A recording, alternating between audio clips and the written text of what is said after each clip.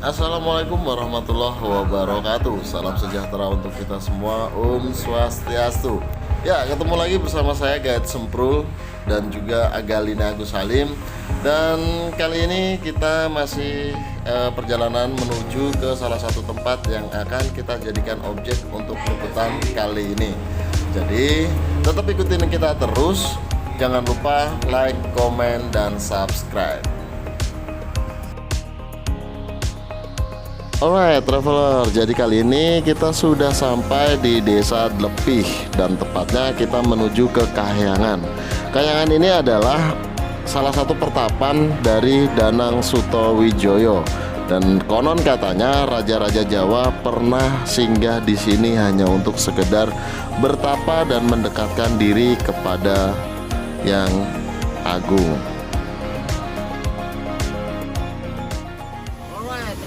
Kali ini kita sudah bergabung bersama Pemuda Punya Gaya dan saat ini kita sudah berada di pertapan Kahyangan, tepatnya di daerah Dlepih, Wonogiri.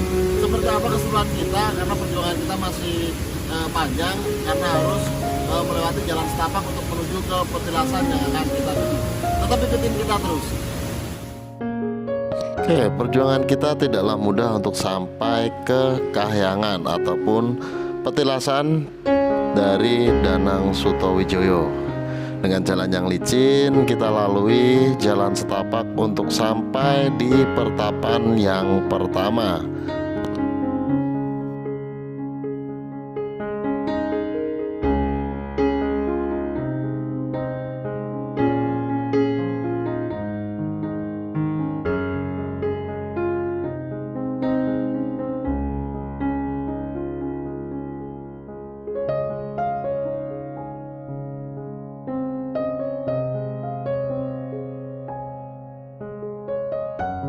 Sampailah perjalanan di lokasi pertama di Kahyangan, yakni Selo Bedhek, yang berupa semacam serambi di bawah batu besar.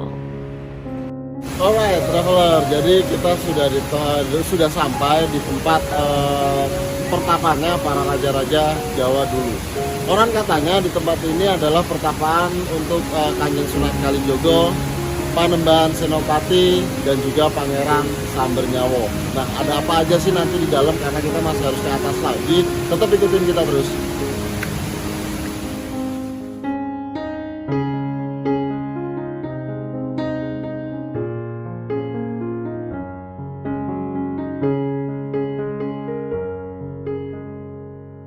Perjalanan kita masuk lebih lanjut, hendaknya kita kulonwun terlebih dahulu atau permisi terlebih dahulu di Batu Pengapit. Alright traveler, jadi kita sudah memasuki di pintu gerbang dari pertapan Kahyangan. Di sini dituliskan tata tertib untuk memasuki pertapan ini. Yang pertama adalah berpakaian hijau. Ini yang dilarang adalah berpakaian hijau, merusak isi punden, mengail di sungai Kahyangan, membuat atau coret-coret di sembarang tempat, itu yang tidak diperbolehkan. Jadi memang untuk memasuki kawasan ini tidak diperbolehkan memakai pakaian berwarna hijau. Yuk kita langsung masuk kok. Masuk ke lokasi selanjutnya, kita harus berhati-hati karena hanya melewati sebuah lubang kecil di antara batu pengapit.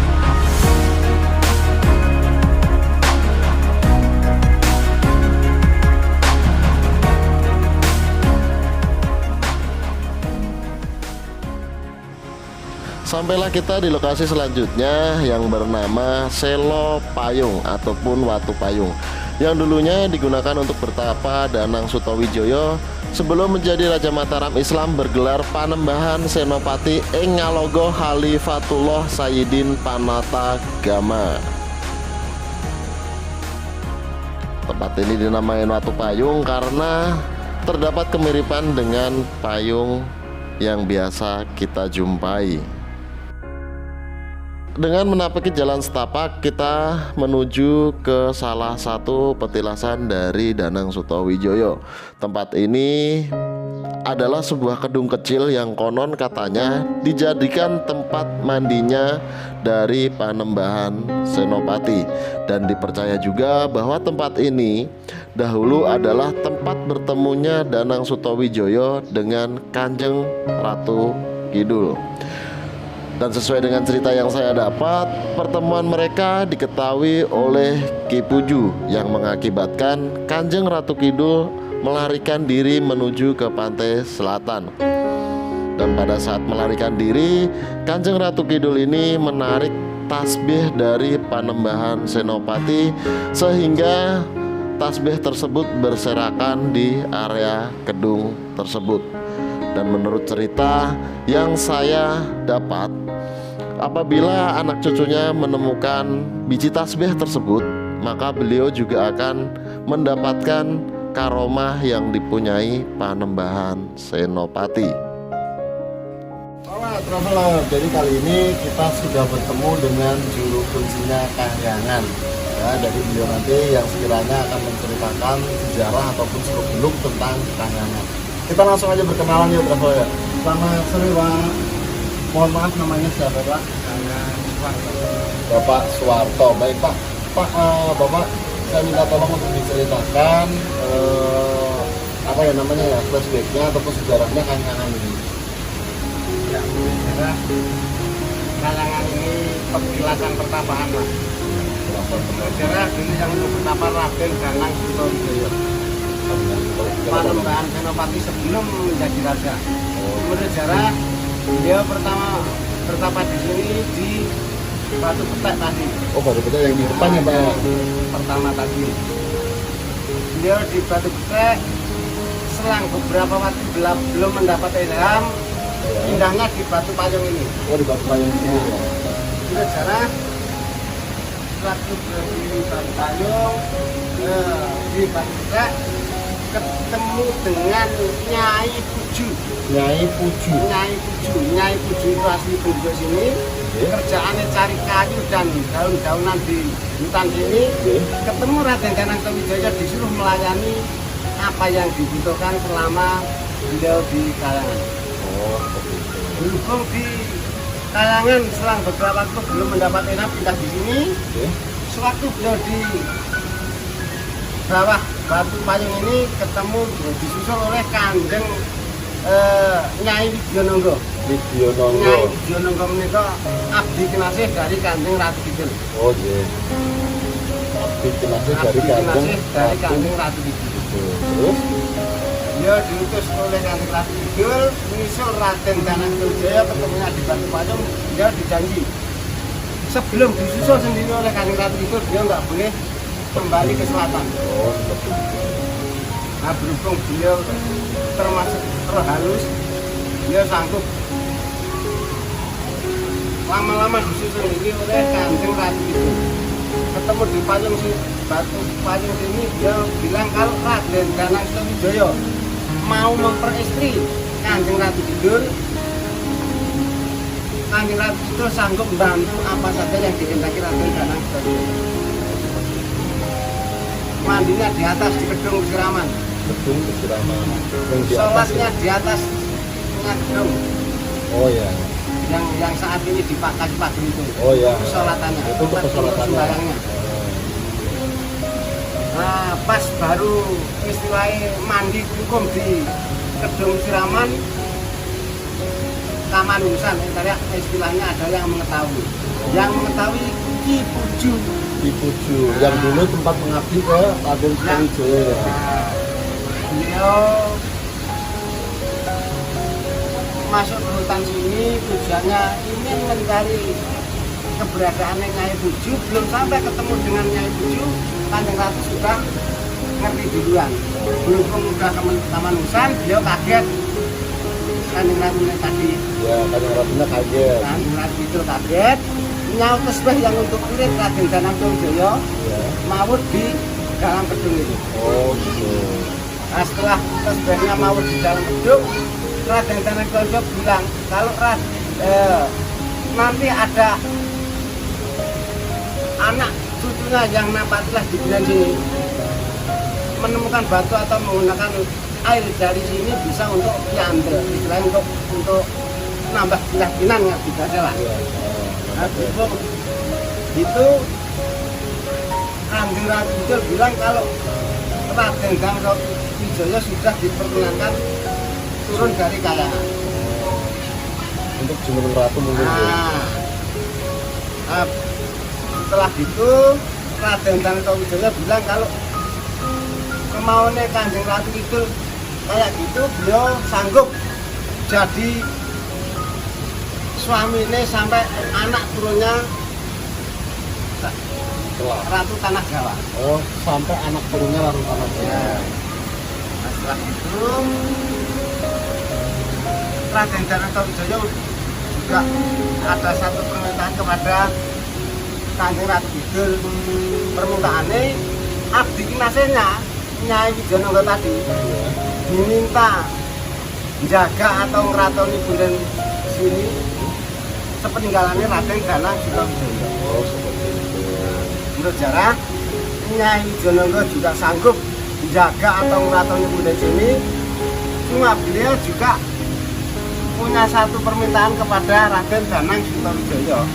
Apa itu permintaan? Permintaannya kalau nanti Raden Danang Wijaya bisa menjadi raja, setiap tahun dia minta dikirimi ganti ageman maksudnya. Oh iya. Makanya sampai sekarang ada istilah labuan dari keraton. Berarti acara labuan itu diadakan setiap tahun nih Pak? Ya sebetulnya setiap tahun berhubung labuan sini nggak dilarung atau digunakan, cuma disimpan. Mengingat tempat dan lain sebagainya, pihak sini sekarang minta setiap 8 tahun sekali. Terus untuk saat ini berarti 8 tahun sekali baru Ya. diadakan acara Setiap tahun dal. setiap tahun dal. Ya. Oh, ya. Itu kalau setiap tahun dal itu kan mungkin pegawainya ya Pak. Kalau untuk Ya. tahun-tahun nasional itu apa ya Pak kalau tahun dal itu? Pak?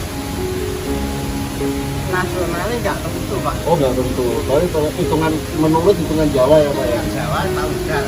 Berarti untuk saat ini masyarakat sekitar hanya mengadakan selama 8 tahun sekali. Itu malah bukan masyarakat semata. Oh dari Dari keraton. keraton. Oke baik. Jadi dari keraton itu mengadakan acara ritual larung di sana itu pada 8 tahun sekali. Itu mulai dari tahun kapan ya Pak? Untuk yang 8 tahun sekali ini Pak? Ya, Kalau dulu kan setiap tahun Pak. itu setelah erane Simbah saya. Eranya Sindai Panjenengan. Baik. Masalahnya juru kunci sini termasuk turun-temurun Pak. Oh iya. Turun-temurun sampai ke saya sudah bulan ke-7 Oh sudah turunan ke-7 ya, dari Pak? Nyai Buju tadi. Nah, dari Nyai 7. Nah, Itu sudah turunan ke-7. Bapak. nah Baik.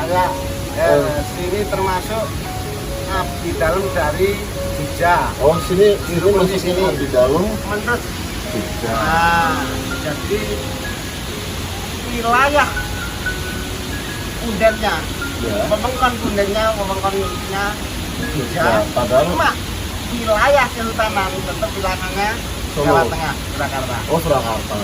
Ya Pak, Pak untuk saat ini banyak nggak sih Pak para peziarah datang ke sini dan tujuannya apa mereka datang ke sini? Ya seperti yang saya utarakan di depan, bahasa setelah Raden Danang Wijaya lengser dari sini, dia bilang seperti yang saya utarakan di depan. Ya. Sekarang banyak yang istilahnya napak tilas, Ya. cuma menurut keyakinannya masing-masing. Ya. Semua kemampuan kura Tuhan lantaran yang pernah kabul di sini. Baik. Terus ada nggak sih Pak persyaratan khusus untuk berziarah? Masalah syarat-syaratnya sebetulnya nggak ada. Oh, Cuma menurut keyakinannya. menurut keyakinan masing-masing. Baik, kalau orang yang mau berziarah ke sini itu urutannya apa aja Pak? Kalau boleh saya tahu Pak. Dari mulai pintu masuk tadi yang Watu Gapit, terus sampai ke sini sampai ke atas tuh urutannya seperti apa Pak? Harusnya Pak? Sebetulnya nggak ada, Pak. Oh, sebetulnya nggak ada. Ya sudah berkali-kali saya utarakan, cuma menurut keyakinannya. Keyakinan pribadi masing-masing ya Pak ya. Selama juru kunci sana cuma ikut mendoakan apa yang dikehendaki mudah-mudahan dikabulkan Tuhan. Lantaran yang pernah kabul di sini. Oh, seperti itu. Jadi kalau selama ini kan saya pernah mendengar bahwa urut-urutannya untuk berziarah itu dari Watu Gapit itu, terus di sini terlebih dahulu, amalan di sini, baru naik ke atas, baru mandi gitu di Pak. depan Watu Gapit tadi ya orang namanya orang mau istilahnya ya silahkan, sebagai orang Jawa tentunya ya ulun-ulun lah istilahnya. Iya, betul. Harus assalamualaikum lah ya Pak. Ya. Jadi memang biasanya urut-urutannya dari Watu Gapit, istilahnya kita assalamualaikum terlebih dahulu, baru menuju ke sini ya Pak. Ke sini kita kirim doa atau apa segala macam, baru nanti naik ke sana. Seperti itu ya Pak ya. Setelah itu yang terakhir mungkin mandi ya Pak ya. Enggak harus ya Pak. baku. Enggak bagus. Cuma memang kalau dulu Raden Sutowijoyo itu lakunya seperti itu, gitu ya Pak. Hukum, mandi hukum. Nah, cuma menurut saya kan saat itu di dalam gedung persiraman itu ada batu apungnya. Oh, ada batu apungnya. Cuma sepeninggalannya Raden Danang Sutowijoyo batu itu istilahnya ambiar di dalam gedung. Oh, berarti sudah hilang ya Pak, batu apungnya ya Pak. Karena memang menurut beberapa sumber yang saya baca itu di situ terdapat sebuah batu apung. Tapi ternyata tadi saya mohon maaf saya sudah kesana duluan untuk melihat kondisi dan lokasinya. Ternyata saya cari-cari batu apungnya sudah nggak ada. Tapi ternyata sepeninggalan Raden. Setelah Raden Danang Sutowijoyo kan ditapatilah oleh Kanjeng Sultan Agung. Iya, Kanjeng Sultan Sama Agung. pertamanya di sini. Oh, sama pertama. Sultan Agung juga pertamanya di sini ya. Baik, oke. Baik, terima kasih banyak Pak untuk informasinya. Mohon maaf sudah mengganggu waktunya. Sekali lagi saya ucapkan terima kasih banyak dan semoga Bapak sehat selalu. Terus tetap jaga budaya yang kita punya. Oke, traveler, demikian tadi wawancara kita dengan salah satu juru kunci ataupun juru kunci yang ada di sini. Terima kasih banyak. Saya ucapkan sudah ngikutin kita kali ini jauh-jauh sampai dengan ke Wonogiri. Terus mohon maaf apabila terjadi kesalahan dalam peliputan kali ini. Kesempurnaan hanyalah milik Allah, kesalahan hanyalah milik saya pribadi. Tetap semangat teman-teman traveler. Terus belajarlah dari sejarah sebelum sejarah mengajarimu kembali. Lestari budayaku dan wassalamualaikum warahmatullahi wabarakatuh. Alright traveler, puas banget saya rasanya berada di Kahyangan Lebih. Dan saat ini kita sedang melakukan perjalanan kembali menuju ke Gunung Kidul. Dan semoga liputan kali ini bermanfaat untuk traveler semua. Dan semoga kita juga diberikan keselamatan sampai di Gunung Kidul. Terima kasih banyak dan wassalamualaikum warahmatullahi wabarakatuh.